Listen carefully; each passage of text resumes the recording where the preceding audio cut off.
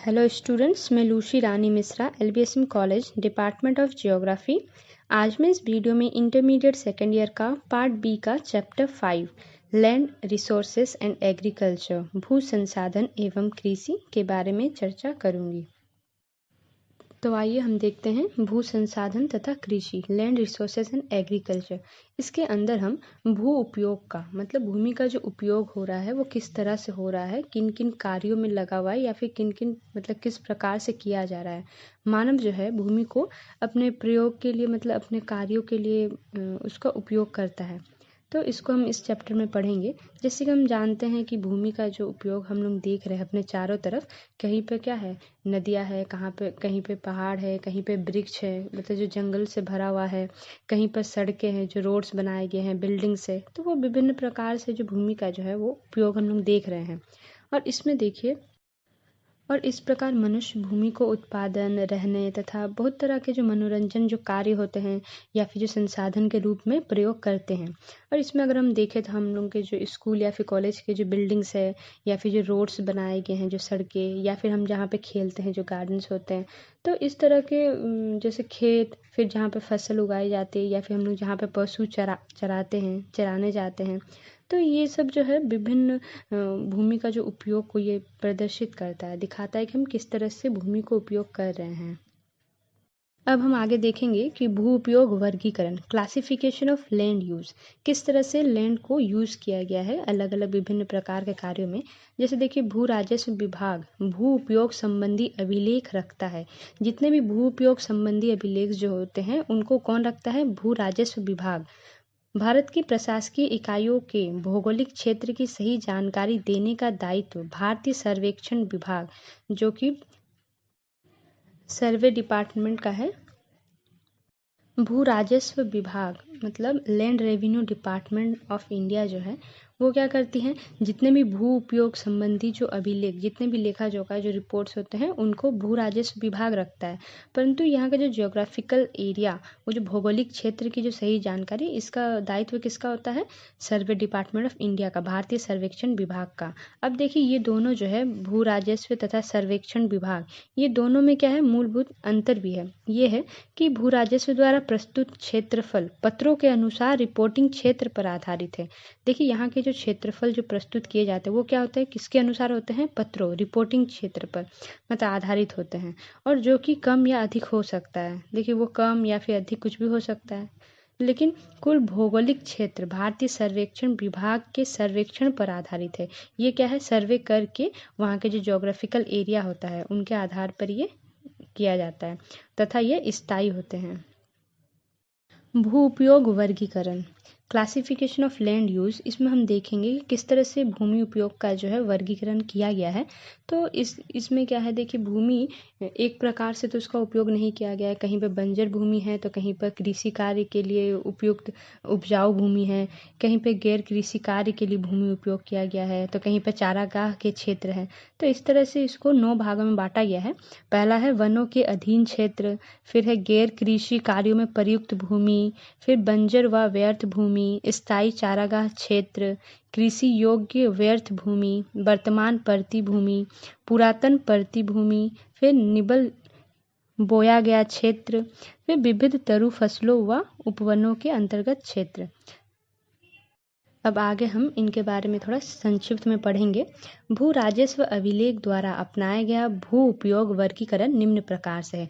जो भू राजस्व जो लैंड रेवेन्यू डिपार्टमेंट है उनके अनुसार उनके अभिलेखों के द्वारा जो है अपनाया गया भू उपयोग वर्गीकरण, ये वो उनका वर्गीकरण है जो कि निम्न प्रकार से है। पहला है वनों के अधीन क्षेत्र, जो वन जहाँ पे वन फैला हुआ है, फॉरेस्ट एरिया।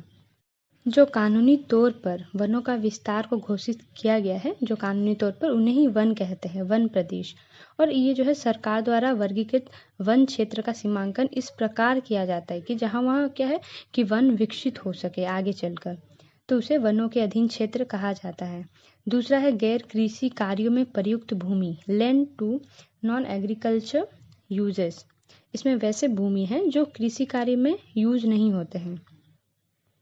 और इसमें गैर कृषि प्रयोजन में लगाई गई भूमि तथा बंजर एवं कृषि रहित क्षेत्र सम्मिलित होते हैं, जहाँ पे कृषि नहीं किया जाता है, या फिर वैसे क्षेत्र जो बंजर है या फिर जो गैर कृषि कार्य में लगे हुए हैं, वैसे भूमि इसके अंतर्गत सम्मिलित होते हैं। और गैर कृषि प्रयोजन में लाई गई भूमि का उपयोग जो है, जो गैर कृषि कार्य वाले वैसे भूमि का उपयोग जो है यहाँ पे नहरों, सड़क, रेल मार्गों, कारखानों, नगरों तथा अन्य वस्तुओं में किया जाता है। ये सभी क्या है, गैर कृषि प्रयोजन है, कार्य है, तो इसे गैर कृषि कार्य में प्रयुक्त भूमि कहा जाता है। देखिए नंबर तीसरा है बंजर व व्यर्थ भूमि, बैरन एंड वेस्टलैंड्स। ये वैसे भूमि है जो बंजर पड़े हुए हैं, उनको अगर हम अभी जो टेक्नोलॉजी इतना जो विकसित किया है उनके अनुसार भी अगर हम उसको भूमि को उपयोग करना चाहे कृषि के लिए तो भी हम नहीं बना सकते। वह भूमि जो प्रचलित प्रौद्योगिकी की मदद से कृषि योग्य नहीं बनाई जा सकती, जैसे बंजर पहाड़ी भूभाग या मरुस्थल आदि। मरुस्थल पर हम कृषि नहीं कर सकते, वो हमारे उपयोग के नहीं है। फिर बंजर पहाड़ी भूभाग भी वैसे ही भाग है जो इस तरह के व्यर्थ भूमि है जिसका हम लोग उपयोग नहीं कर पाते हैं। चौथा देखिए स्थायी चारागाह क्षेत्र, परमानेंट पास्चर्स। इसमें क्या होता है कि इस प्रकार के जो भूमि होते हैं वो चारागाह के लिए उपयोग किए जाते हैं। तो इसमें देखिए इस प्रकार के अधिकतर भूमि पर जो है ग्राम पंचायत या फिर सरकार का स्वामित्व होता है, और ये अधिकतर जो हिमाचल प्रदेश में पाए जाते हैं। यहाँ पे 23% भूमि में क्या है, चारागाह पाए जाते हैं।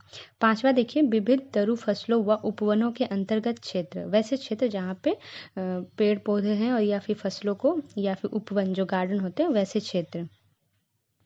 Area under miscellaneous crops, tree crops and crops.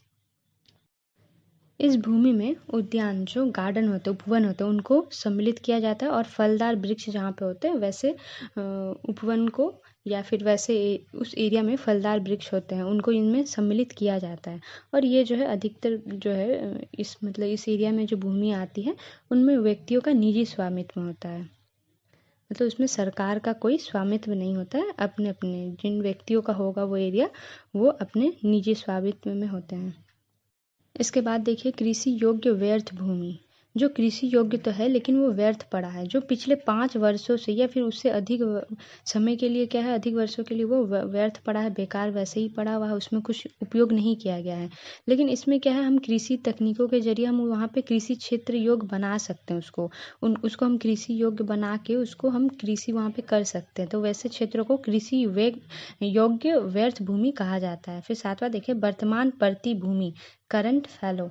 इसमें क्या है, वह भूमि जिस पर 1 वर्ष या उससे कम समय के लिए खेती नहीं की जाती, ताकि वह भूमि का जो है उर्वरक, मतलब वहाँ का जो उर्वरकता है वो बढ़ाने का प्राकृतिक तरीका होता है, इसलिए वहाँ पे इस तरह का जो है खेती जो है वो नहीं की जाती अधिक वर्ष के लिए, 1 वर्ष या उससे कम समय के लिए नहीं की जाती, इसे ही वर्तमान परती भूमि कहते हैं।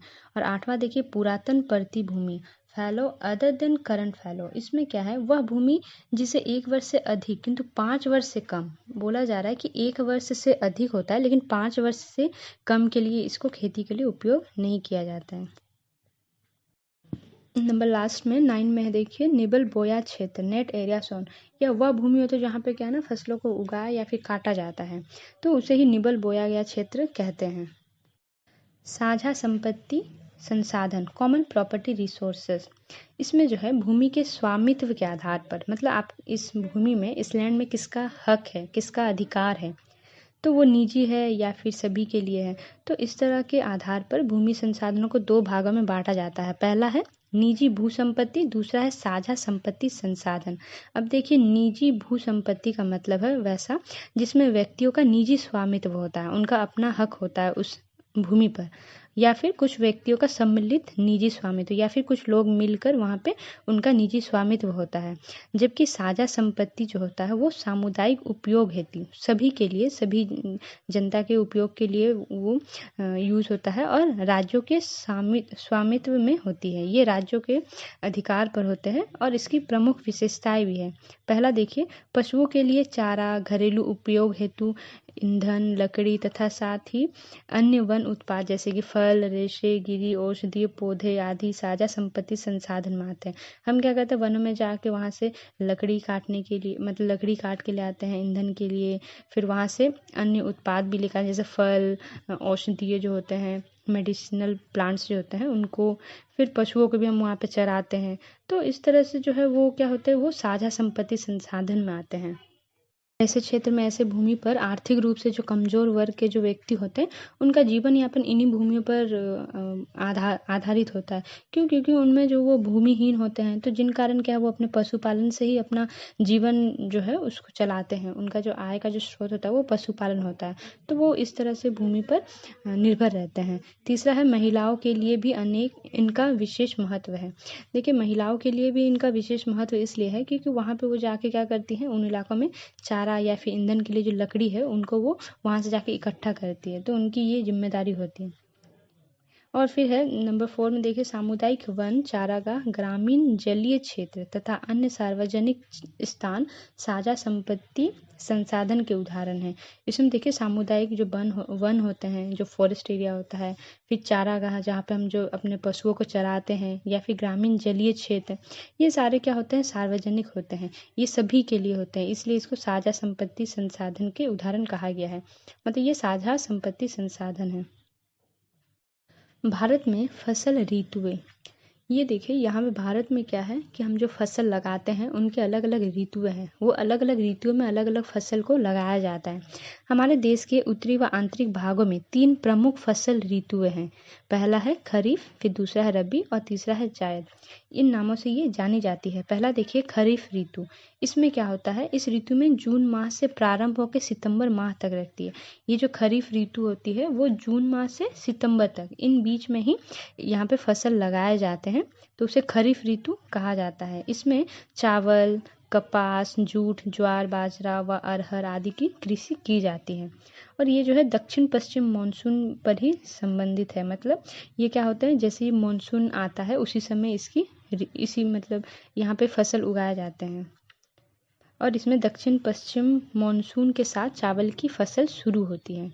दूसरा देखिए रबी ऋतु, इसमें क्या है कि रबी की जो ऋतु है वो अक्टूबर नवंबर में, शरद ऋतु में, मतलब ठंड के मौसम में ये ऋतु, मतलब इस समय इस फसल को लगाया जाता है, जिसमें कि गेहूँ, चना, तोराई, सरसों, जौ आदि फसल जो है इनकी कृषि की जाती है। तीसरा है जायद ऋतु, ये जो है कम समय के लिए होता है। जायद एक अल्पकालिक ग्रीष्मकालीन फसल ऋतु है जो रबी की कटाई के बाद प्रारंभ होता है। रबी की जो फसल है उनको काटने के बाद ये जायद ऋतु शुरू होता है। और इस ऋतु में जो है तरबूज, खीरा, सब्जियां व चारे की फसल की कृषि होती है। कृषि के प्रकार, टाइप्स ऑफ एग्रीकल्चर, इसमें देखिए कृषि के जो प्रकार हैं वो आर्द्रता की प्रमुख उपलब्ध स्रोत के आधार पर इसको 2 भागों में बांटा गया है। पहला है सिंचित कृषि, दूसरा है वर्षा निर्भर कृषि। सिंचित कृषि वैसे जिसमें हम सिंचाई के द्वारा फसल को जो है उगाते हैं, कृषि करते हैं, उसे सिंचित कृषि कहते हैं। और इसमें जो है, और इसका जो उद्देश्य होता है वो अधिकतम क्षेत्र को पर्याप्त आर्द्रता उपलब्ध कराना। जो है सिंचित मतलब वहाँ पे सिंचाई करना, पानी को उपलब्ध कराना, और फसलों को जो है पर्याप्त मात्रा में पानी उपलब्ध करा के अधिकतम उत्पादकता, मतलब अधिक उत्पादन हो, अधिक प्रोडक्शन हो, इसलिए उसमें उसको सिंचाई किया जाता है और उत्पादन योग्य क्षेत्र को बढ़ाया जाता है।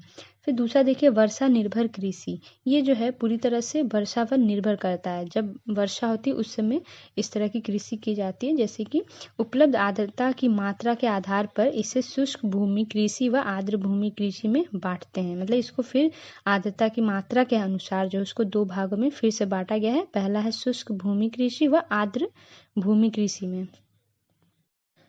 प्रमुख फसलें, मेजर क्रॉप्स, अभी हम यहाँ पे मेजर क्रॉप्स जो प्रमुख फसल है उनके बारे में पढ़ेंगे। जो कृषि उपजों का वर्गीकरण, क्लासिफिकेशन किया गया है।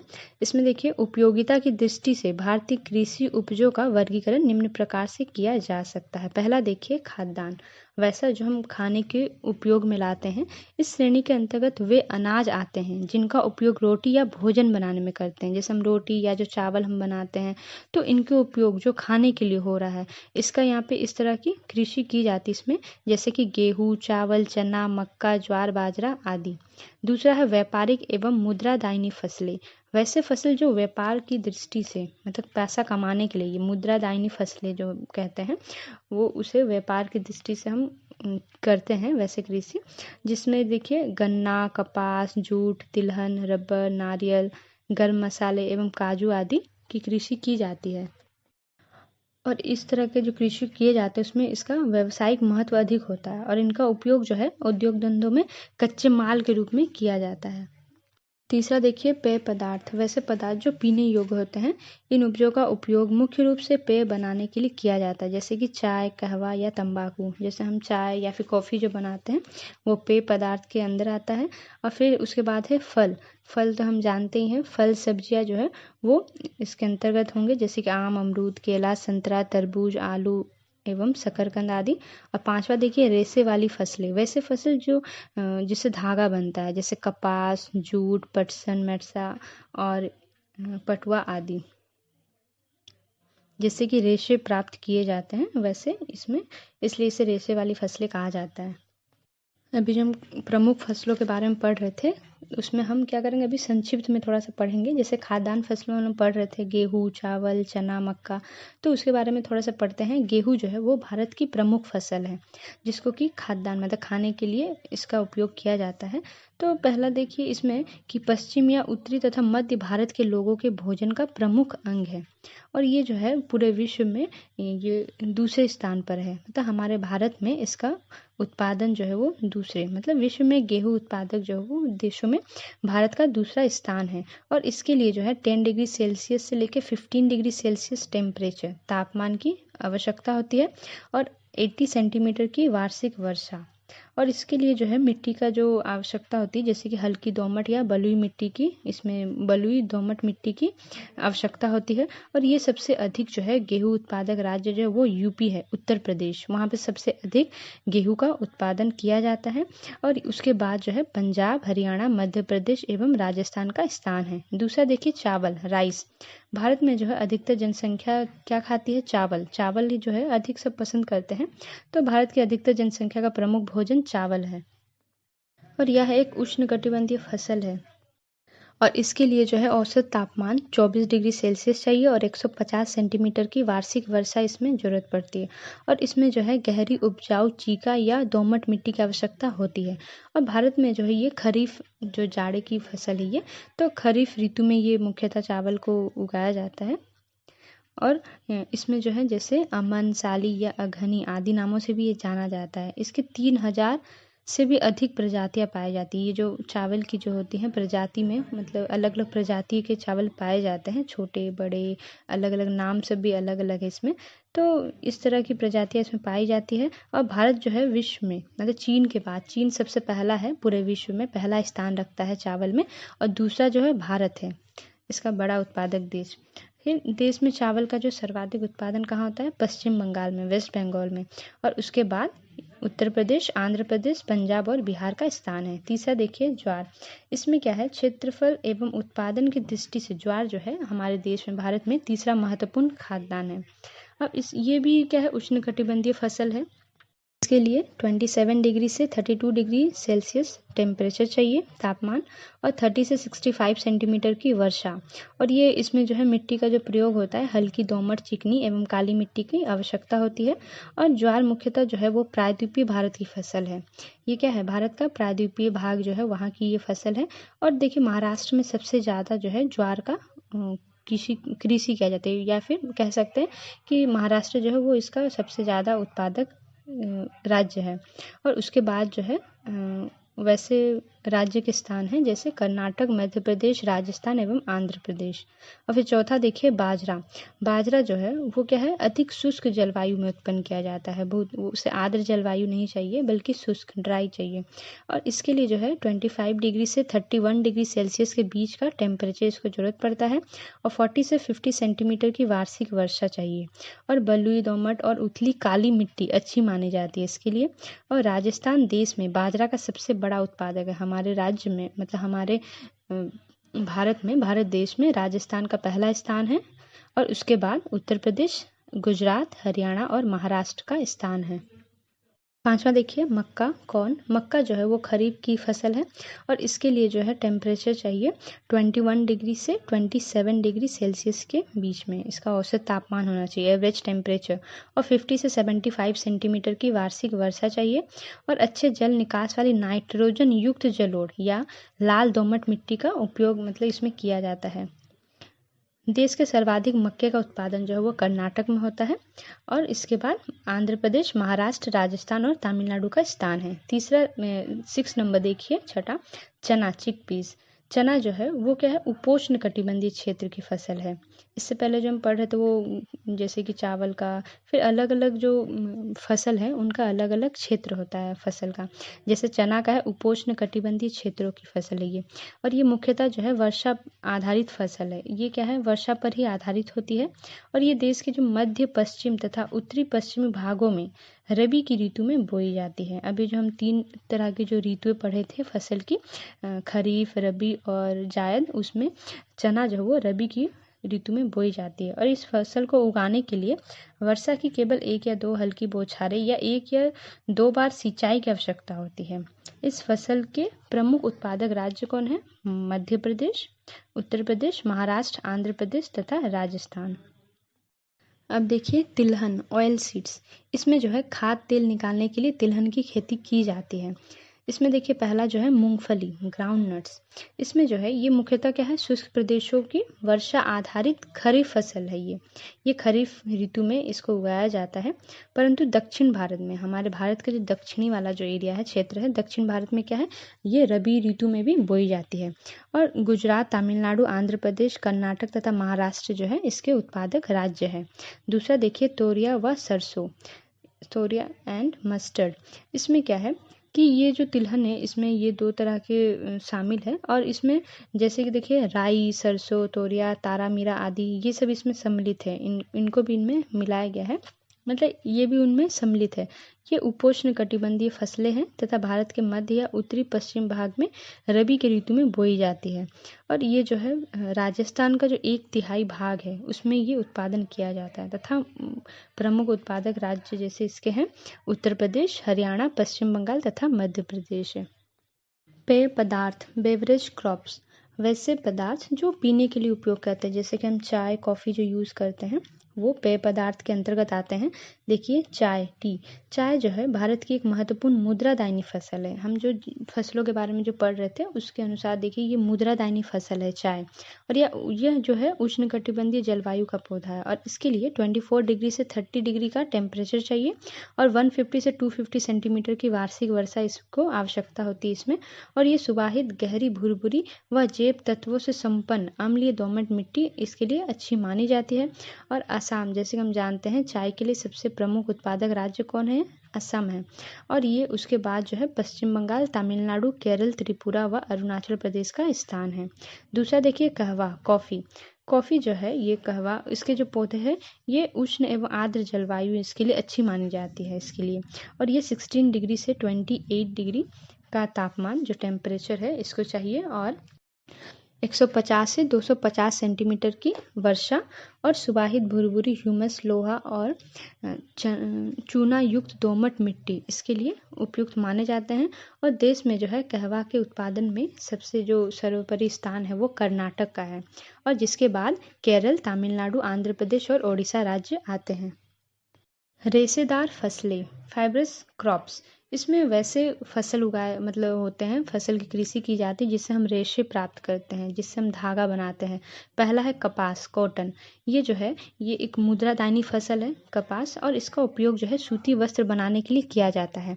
और कपास जो है ये एक उष्णकटिबंधीय फसल है जिसके लिए देखिए 21 डिग्री से 30 डिग्री के बीच का टेम्परेचर चाहिए होता है और ये खरीफ ऋतु में बोई जाती है और 50 से 75 सेंटीमीटर की वर्षा की आवश्यकता होती है। और इसमें जो है मिट्टी जो है ये गहरी काली एवं भूरी दोमट मिट्टी की आवश्यकता होती है और इसमें क्या है सस्ता एवं प्रचुर श्रम की, इसमें श्रमिकों की अधिक आवश्यकता होती है ताकि वो क्या करे, कॉटन को निकाले, उसका फिर उनको चुन के एकत्रित करे। देश में गुजरात जो है वो सबसे बड़ा उत्पादक राज्य है कपास का, और उसके बाद जो है महाराष्ट्र, आंध्र प्रदेश, हरियाणा एवं पंजाब का स्थान है। दूसरा देखिए जूट। जूट जो है वो उष्णकटिबंधीय पौधा है जिसके लिए 24 डिग्री से 35 डिग्री का टेम्परेचर तापमान की आवश्यकता होती है। इसके लिए 125 से 200 सेंटीमीटर की वार्षिक वर्षा की जरूरत होती है, और ये हल्की बलुई या चिकनी दोमट मिट्टी की आवश्यकता होती है इसमें। और देखिए भारत विश्व में जो है जूट का सबसे बड़ा उत्पादक देश है, हमारा भारत जो है पूरे विश्व में। और देश के 81% जूट का जो उत्पादन है वो अकेले कौन करता है? पश्चिम बंगाल, वेस्ट बंगाल से ही प्राप्त होता है। उसके बाद बिहार, असम एवं उड़ीसा का स्थान है। भारतीय कृषि की विशेषताएं। अब हम भारतीय कृषि की क्या विशेषताएं हैं उनके बारे में पढ़ेंगे, जिसको हम पॉइंट्स में लिख दिए हैं एक एक करके, उसको संक्षिप्त में नहीं समझाए हैं। देखिए कैरेक्टरिस्टिक्स ऑफ इंडियन एग्रीकल्चर। पहला देखिए जनसंख्या की आजीविका का प्रमुख साधन। देश की जो आधी जनसंख्या है वो किस पर निर्भर है? कृषि पर, तो इसलिए ये आजीविका का प्रमुख साधन है। फिर दूसरा है राष्ट्रीय आय का प्रमुख स्रोत। इसमें देखिए कृषि जो है वो राष्ट्रीय आय का सबसे बड़ा स्रोत भी है। और उसके बाद है राजस्व में योगदान। देखिए कृषि द्वारा सरकार को प्रति वर्ष काफ़ी मात्रा में राजस्व की प्राप्ति होती है। नंबर 4 में देखिए विदेशी व्यापार में योगदान। ये जो है कृषि उत्पादित वस्तुओं का जो है देश या विदेशों में क्या होता है, व्यापार में इसका महत्वपूर्ण स्थान है। फिर उसके बाद है उद्योगों को कच्चे माल की आपूर्ति। देश के जो अनेक महत्वपूर्ण उद्योग हैं उनमें कच्चे माल के रूप में मतलब ये कृषि से ही उपलब्ध होते हैं। उसके बाद है खाद्यान्नों की प्रचुरता। इसमें जो है भारत में खाद्यान्नों के उत्पादन में पूर्ण क्या है, आत्मनिर्भर हो गया है। और फिर देखिए उसके बाद है 7वां में अंतर्राष्ट्रीय महत्व। कृषि का जो है सिर्फ देश नहीं बल्कि अंतर्राष्ट्रीय स्तर पर भी इसका बहुत अधिक महत्व है। इसमें क्या है, भारत को जो है विश्व में चाय, मूंगफली तथा गन्ना के उत्पादन में क्या है, प्रथम एवं चावल, कपास, जूट के उत्पादन में दूसरा स्थान प्राप्त है। इसे देखिए नंबर 8वां है कृषि योग्य भूमि का क्षेत्रफल। इसमें क्या है, जो ये कृषि योग्य भूमि का जो क्षेत्रफल है उसकी दृष्टि से भारत जो है विश्व का महत्वपूर्ण स्थान रखता है। जैसे कि वहाँ पे यहाँ का मतलब देश के जो कुल भौगोलिक क्षेत्रफल है उसका 46% भाग जो है वो कृषि ही की जाती है इसमें। और उसके बाद देखिए 9 में है एक से अधिक फसलें। यहाँ पे क्या है कि अलग अलग ऋतुओं में, पहले जो हम फसल की जो ऋतुएं पढ़े, इसमें क्या है एक से अधिक फसलें लगाई जाती है। अलग अलग फसल के ऋतुएं हैं तो उनके अनुसार इसमें क्या है एक से अधिक फसलों का उत्पादन किया जाता है। भारत में कृषि विकास, एग्रीकल्चर डेवलपमेंट इन इंडिया। जैसे कि हम जानते हैं कृषि जो है वो भारत की अर्थव्यवस्था का एक महत्वपूर्ण अंग है। और इसका जो है इसका महत्व हम इससे भी जान सकते हैं कि देश का जो है भारत में 57% जो है भूभाग वहाँ पे क्या है, कृषि की जाती है। और विश्व की जो कुल भूमि है उसका केवल 12% ही है भूभाग पर कृषि की जाती है। तो उस हिसाब से अब देखिए कि 57% पे क्या की जा रही है, यहाँ पे कृषि की जा रही है। और इसमें देखिए बड़ा मतलब भूभाग तो है, लेकिन इसमें क्या है कि जनसंख्या का दबाव जो है वो अधिक होते जा रहा है। जैसे कि भूमि पर दबाव जो है वो बढ़ता जा रहा है। और भारत ने स्वतंत्रता प्राप्ति के पश्चात जो है अनेक अनेक कठिनाइयों, बहुत प्रॉब्लम्स के बाद भी कृषि में आशातीत प्रगति की है, उसमें प्रोग्रेस कर रहा है और की है। जैसे कि देखिए विकास की जो रणनीति है, इसमें देखिए कि स्वतंत्रता प्राप्ति से पहले भारतीय कृषि एक जीविकोपार्जी अर्थव्यवस्था थी। मतलब वो जीविकोपार्जन मतलब एक जीवन जीने के लिए आय की स्रोत थी। उसके बाद देखिए देश में जब विभाजन हुआ, उसमें विभाजन के दौरान भी जो है 1/3 सिंचित भूमि जो वो पाकिस्तान में चले गई। तो यहाँ पे क्या है, कम जगह जो है सिंचित क्षेत्र का जो अनुपात है वो कम हो गया। तो उसके बाद जो है स्वतंत्रता प्राप्ति के बाद सरकार ने क्या किया, उस समय तुरंत ही तत्कालिक उद्देश्य में खाद्यान्नों का उत्पादन को मतलब उस समय उनके पास क्या हो गया, एक इस तरह से डिफ़िकल्टीज आने लगी कि उनको उत्पादन जो उनको बढ़ाना था, जिसमें वो उन्होंने निम्न उपाय जो है उसको अपनाए थे। पहला, जैसे व्यापारिक फसलों की जगह खाद्यान्नों का उगाया जाना। उन्होंने क्या किया, व्यापार के लिए जो हम फसल उगाते हैं व्यापारिक फसलें, उनकी जगह में उन्होंने क्या किया, खाद्यान्नों को उगाना सही समझा। तो उन्होंने खाद्यान्नों को मतलब उगाना था, उन्हें उगाया। फिर उसके बाद देखिए दूसरा है कृषि गहनता को बढ़ाना। कृषि गहनता जो है उसको उन्होंने बढ़ाया। तथा नंबर तीसरा है कृषि योग्य बंजर तथा परती भूमि को कृषि भूमि में परिवर्तित करना। जो कृषि योग्य बंजर भूमि जो थे उनको क्या किया गया, कृषि भूमि में परिवर्तित किया गया। फिर प्रारंभ में इस नीति में पहले तो इस नीति से जो है खाद्यान्नों का उत्पादन बढ़ा तेजी से, बट उसके बाद जो है वो उत्पादन जो है इसमें 1950 के समय वो स्थिर हो गया। तो उस समय जो है यहाँ पे एक बहुत बड़ा प्रॉब्लम उभरने लगा, जिसके लिए देखिए गहन कृषि जिला कार्यक्रम तथा गहन कृषि क्षेत्र कार्यक्रम जो है उसको प्रारंभ किया गया, शुरू किया गया। परंतु उसके बाद जो है 1960 के दशक में देखिए कि मध्य में लगातार जो है अकाल मतलब क्या होता है, जो अन्न का संकट हो जाता है वो उत्पन्न होने लगा था, जिसके परिणाम स्वरूप जो है हम लोग को दूसरे देशों से क्या करना पड़ा, खाद्यान्नों का आयात करना पड़ा, दूसरे देशों से मंगवाया गया। और उसके बाद देखिए 1960 के दशक में 1960 के दशक में क्या है, जो मध्य में ये गेहूं व चावल, जो कि गेहूं जो कि मैक्सिको और चावल फिलीपींस, वहाँ उसकी जो किस्में हैं जो अधिक उत्पादन देती है, उसकी जो नए नए किस्म होते हैं, काइंड्स होते हैं कि सीड्स होते हैं जो किस्में, वो क्या करती है, अधिक उत्पादन देने वाली होती है। तो इसलिए क्या है, उनको कृषि के लिए उपलब्ध हुई। और उसके बाद जो है भारत ने इसका लाभ भी उठाया और पैकेज प्रौद्योगिकी के रूप में पंजाब, हरियाणा, पश्चिम उत्तर प्रदेश या आंध्र प्रदेश तथा गुजरात में जो है सिंचाई की सुविधा वाले क्षेत्रों में ये रासायनिक खाद के साथ इन उच्च उत्पादकता की किस्मों, मतलब HYV, इसका मतलब है high yielding variety seeds, HYV, उसको अपनाया गया। मतलब नए जो है उच्च किस्मों की जो ये होते हैं, बीज होते हैं, उनका प्रयोग किया गया। और इसी को जो है ग्रीन रेवोल्यूशन, हरित क्रांति के नाम से भी जाना जाता है। इसमें क्या हुई, उत्पादकता जो वो अधिक होने लगी। गेहूं की कृषि बहुत अधिक हुई थी, जिसे हम हरित क्रांति के नाम से जानते हैं। फिर 1980 के दशक में देखिए इसमें क्या है, भारतीय योजना आयोग ने वर्षा आधारित क्षेत्रों की कृषि समस्याओं पर ध्यान दिया। जो वैसे क्षेत्र जो वर्षा पर आधारित है उन पर वो क्या किए, इन प्रॉब्लम्स पर अधिक ध्यान दिए।